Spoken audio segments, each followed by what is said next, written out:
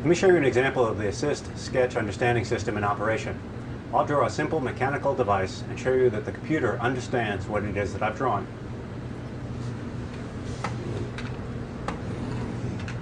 I'll start by drawing a simple hill.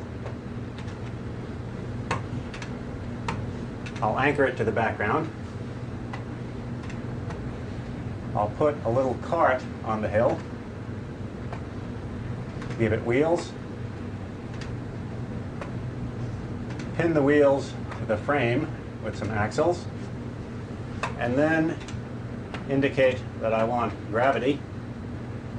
And now if I'd drawn this on a piece of paper and shown it to you, you'd understand what it is that was about to happen.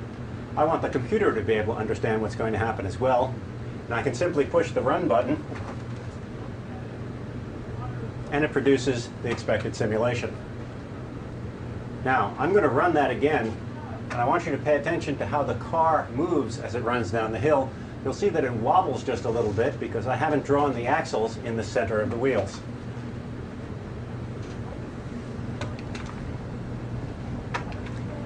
Now, one of the nice things about an online environment is we can have the advantage of having it feel like paper and yet be able to do things that are not possible to do on paper.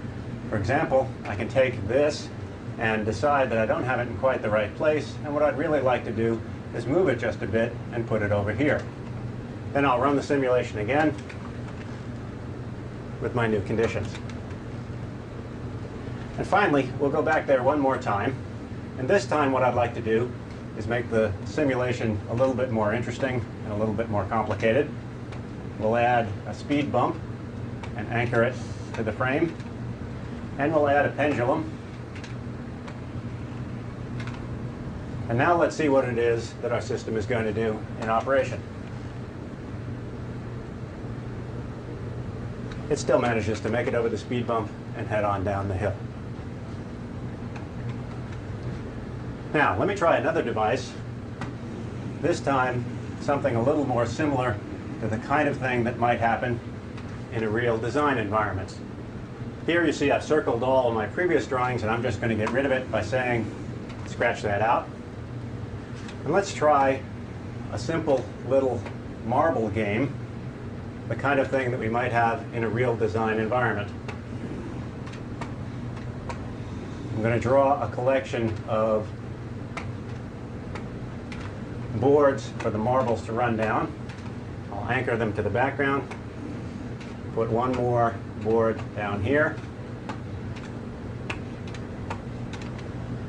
and let's give them a cup to fall into.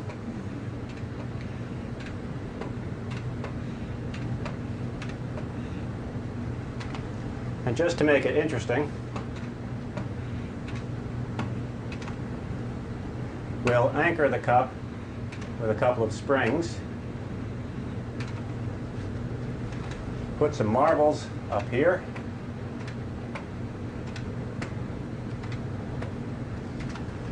okay, now let's see what this does.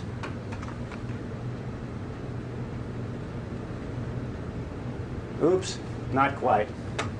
Let's go back to the drawing board, literally, and see if we can't fix things. Suppose we take this shelf and move it a little bit. And then let's take this shelf over here and move it a little bit. And now, let's try the device again.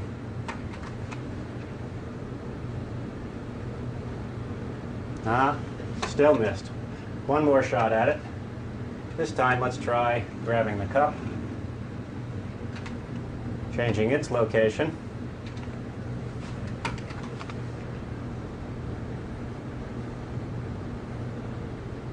All right, we've succeeded. Now what I wanted to show you is we have a design environment, the beginnings of a powerful design environment that allows a kind of natural and familiar style of interaction.